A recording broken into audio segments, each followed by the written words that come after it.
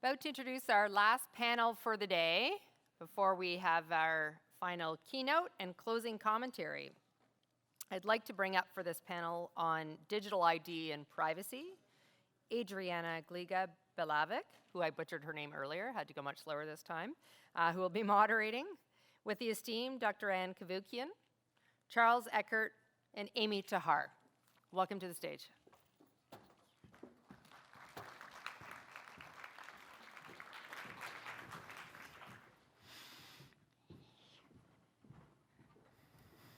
Okay, thank you so much for staying with us.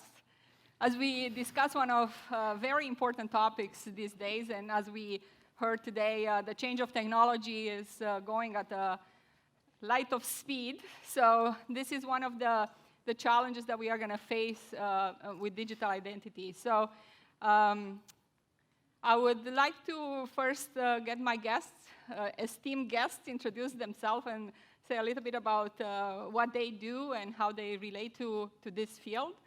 And then we'll begin into the session. So go ahead, Anne. Ladies and gentlemen, my name is Anne Cavoukian. I'm the former 3-term Privacy Commissioner of Ontario, and now I'm leading a company called the Global Privacy and Security by Design Center in an effort to build privacy by design and security by design, which go hand in hand, into all that we do. Great. Hi, everyone. My name is Charles Eckert. I lead IAM and digital identity for PwC in Canada. My focus is on trying to make the world a better place for identity. I have motivations certainly for myself and building out a world of identity that I'd like to see, but also for my daughter. Thank you, Charles. My name is Amy Haar. I run legal interference as an independent advisor for select clients and also develop markets and use cases for frontier technology, and particularly as it relates to blockchain. Okay, thank you. And I will set a little bit of context before we start the questions. So we heard the speaker before, and we heard in some other panels today that we are engaging with government, with other providers of services online more and more. We are really getting to be digitally enabled. So this creates a lot of challenges, both for us as consumers. Now we have to go everywhere and have IDs and passwords and then manage them, but also for organizations who need to manage those credentials. And one of the challenges that organizations and consumers have, how do you trust who is at the other end? Who is that person at the other end that is actually asking you to do a transaction? So a recent digital identity research conducted by DIAC shows that Canadians spend on average 32.7 hours a week online. They are very comfortable connecting with government agencies and other organizations, private organizations, and doing whatever they need to do every day. And two-thirds of them are really willing to share their private information as long as that makes their online experience more convenient. But when they were asked, are they actually concerned about their private information, 4 out of 5 said yes.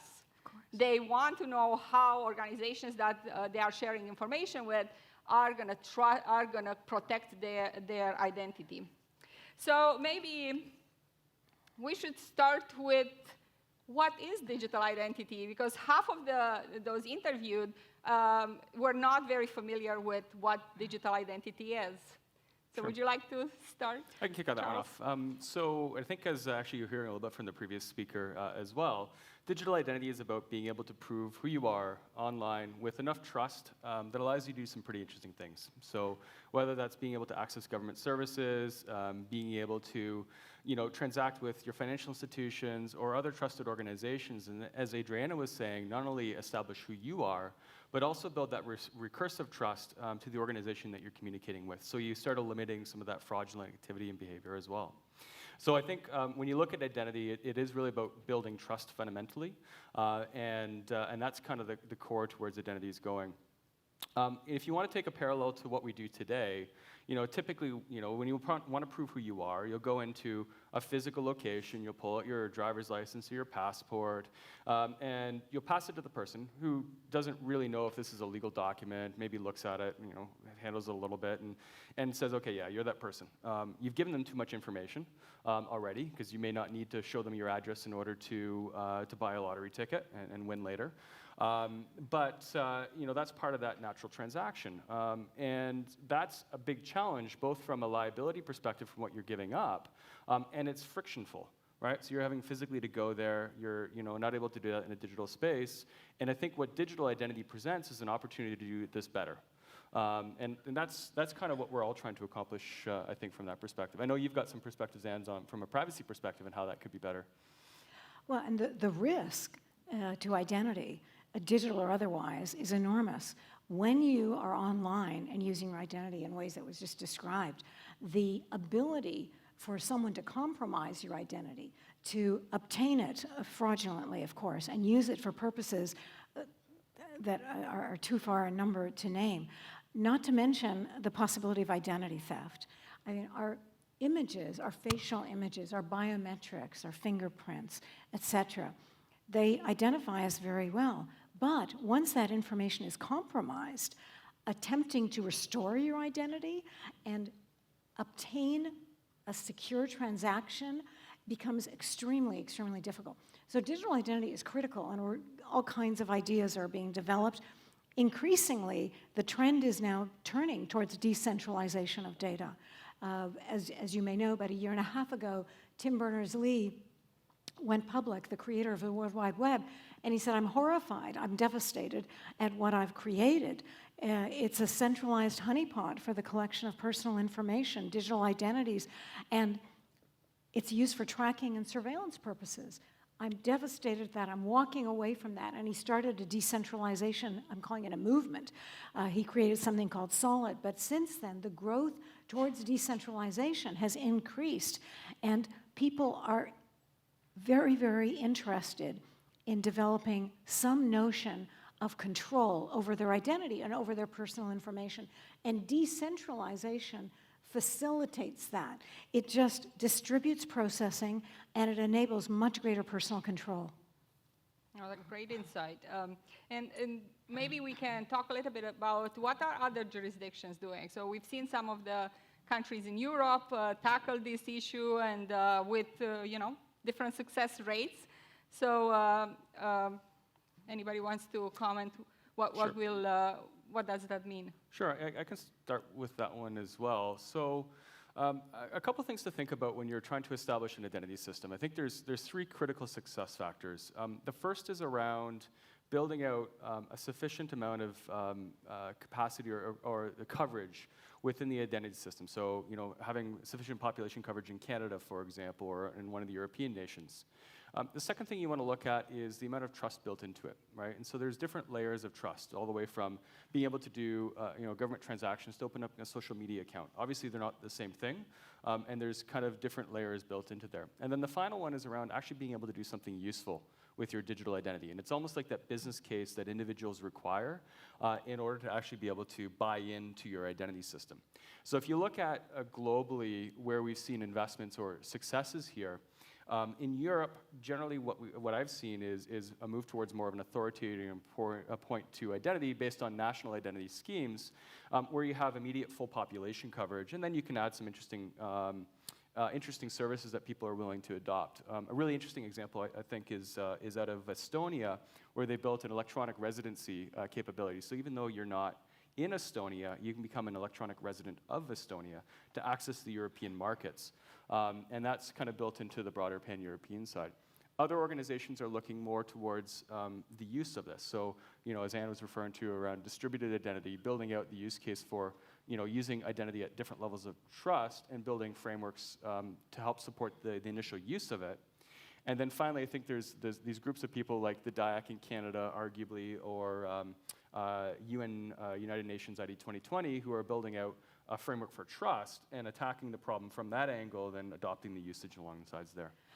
We were talking backstage around some of the liability models behind identity. Any perspectives in terms of how some of these things work from a liability point of view? Yeah, I mean, it really depends on the architecture that you implement and the type of identity system that you want to architect. And of course, it goes back to our first question, I think, that we were talking about, what is digital identity? And I think it's important to also expand that beyond personal identity. So looking at it as information that a computer uses to represent, a computer system uses to represent external parties or agents. And those agents could be, a person or an organization, a device, or an application. And so by expanding it in that way, it really depends on what type of liability you're talking about when assessing that type of architecture. So I think it would be very case specific and context specific, but it does underlie the point of the type of crisis that I think we find ourselves in, caused by an oversharing of personal information by accessing separate online service providers, and then of course the problems that we have with in-person and paper-based verification procedures, and on top of that with these vulnerable silos of data that we've allowed to sit with these honeypots of data by not having adequate privacy architecture or protections around them. So I think this highlights the impending crisis that we have to talk about, how to collaborate and move forward in a way that's consistent with what the federal government has come out with for a national data strategy, as well as the digital charter, implementing this type of trust ecosystem and really embracing a collaborative approach to operating together. One of the problems is there's a growing trust deficit. It's becoming massive. And one of the things that fuels it is companies and organizations, including governments, are resorting to the use of biometrics increasingly. Your facial image, for example, which is your most sensitive biometric. And the problem is, once you lose control of this, it's extremely difficult to get back. I'll give you an example. In the UK, in Britain, the British police use facial recognition in which they match up with their CCTV cameras, of which they have more than anywhere else in the world. I think they have 4.2 million CCTV cameras. And they use this to catch the bad guys, arguably. It was reported 2 months ago that they have an 81% false positive rate in their matches. Imagine, 81% of the time, you, law-abiding citizens, innocent individuals, are identified as the bad guy, the person of interest. My God, try to clear your name. And 81% is actually a conservative estimate. Another estimate that appeared just a few weeks ago was 96% inaccurate rate of false positives. So this is just staggering. And it's leading to companies like, there's a great Israeli company called DID, which takes facial images and obscures the facial image such that it cannot be used for facial recognition. And this has led worldwide to calls for banning the use of facial recognition in the United States, starting with San Francisco, then it moved to San Diego. Massachusetts is looking at this, Oakland, Texas. There's an outright ban on the use of facial recognition by law enforcement agencies and other municipal organizations. So these are casting enormous problems in addition to the usual ones.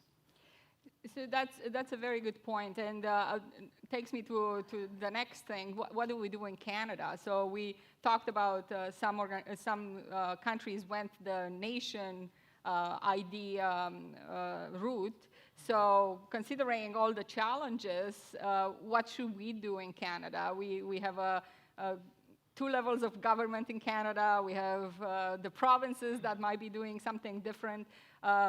Who should be involved in solving this challenge in Canada? Anne, would you like to? I would, but I don't want to take up all the Go time. ahead. Go ahead. That they're now considering a ban on the use of facial recognition in Canada. The Federal Privacy Commissioner has launched an investigation on the heels of, I'm sure you've all heard of Clearview AI, this, I won't say what I think of the company, this company that has been slurping facial images off of social media, Facebook, Instagram, YouTube videos, et cetera, 3.9 billion facial images, and they have been selling it to law enforcement agencies all around the world, quietly. And I say quietly because if we hadn't realized, well, there was a data breach about a month ago. I'm usually not in favor of data breaches, but this time I was big time because it revealed all of the law enforcement agencies around the world who are subscribing to this, 2,200 of them, many of them in Canada. The United States was the most, followed by Canada. And do you think any of those law enforcement agencies fessed up to the fact that they were doing this? No, not until they were outed. Now, our chief of police in Toronto, Chief Mark Saunders, I applaud him. He didn't know his police were using Clearview AI until February the 5th. The minute he learned about it, he shut it down. He categorically shut it down. I applaud him. Now, we should have some discussion of why didn't the police actually get some authorization to do this, but put that aside. And it was the same with law enforcement agencies all across Canada. Edmonton, the same thing. Police chief didn't know, et cetera. I mean, this is appalling. And they're using this. They have no idea of the accuracy or lack thereof in using this.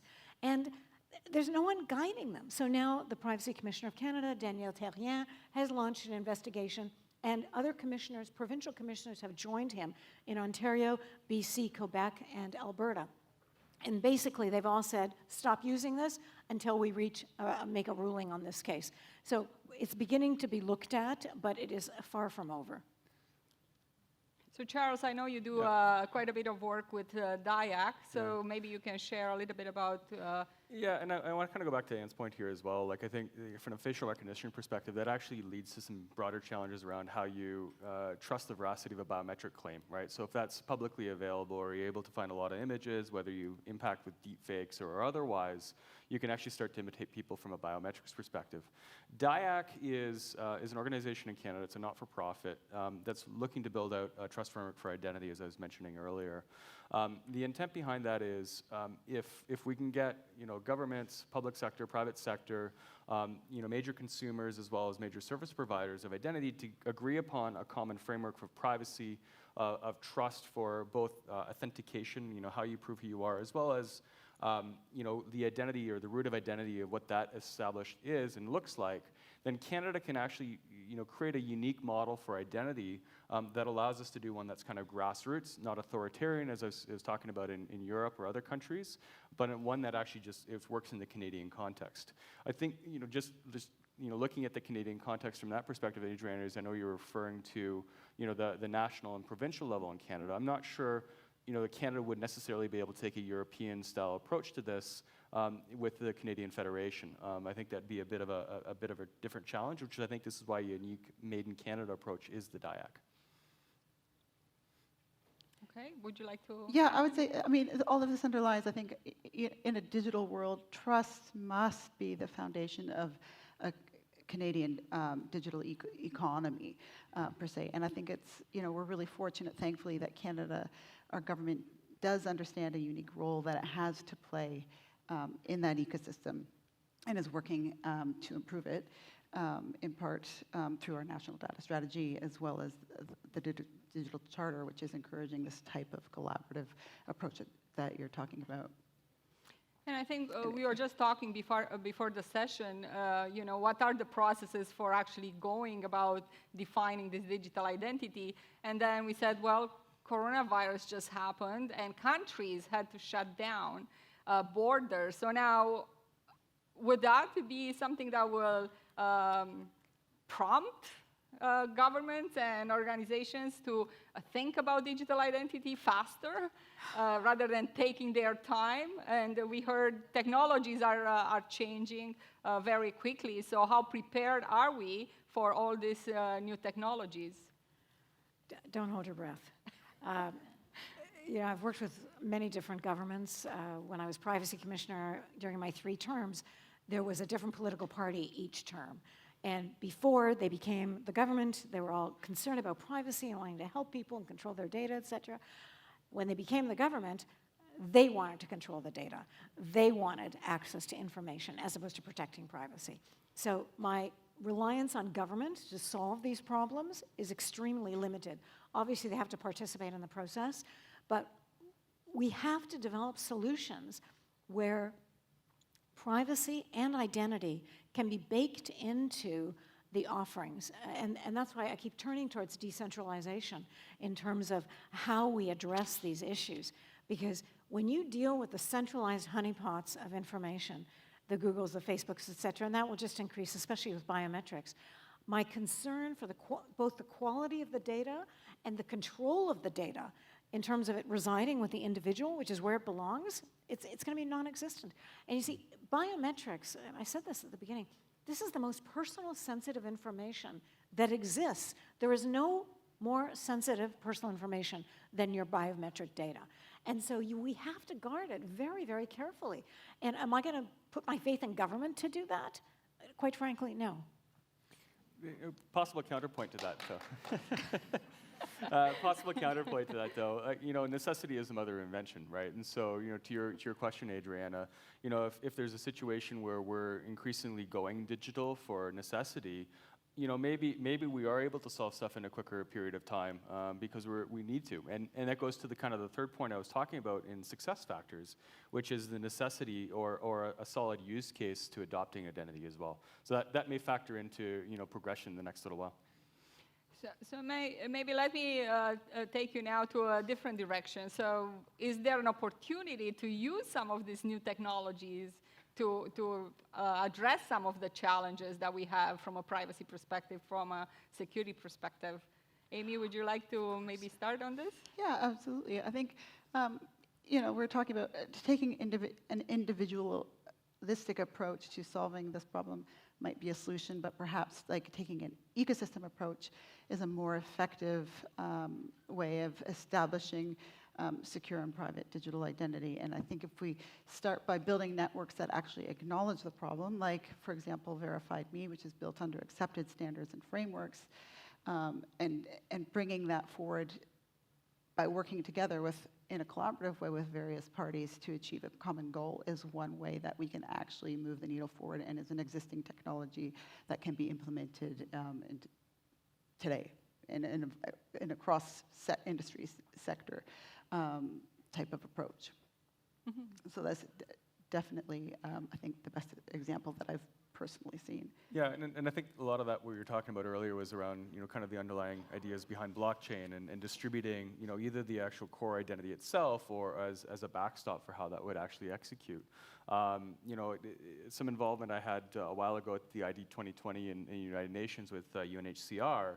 There's some particularly challenging problems that they're working through, such as refugees losing their citizenship and being able to prove who they are.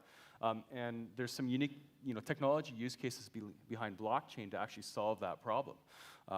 So blockchain, I think, is, to your question, Adriana, one of the key things that I've seen from an identity tech that is contributing to the solution.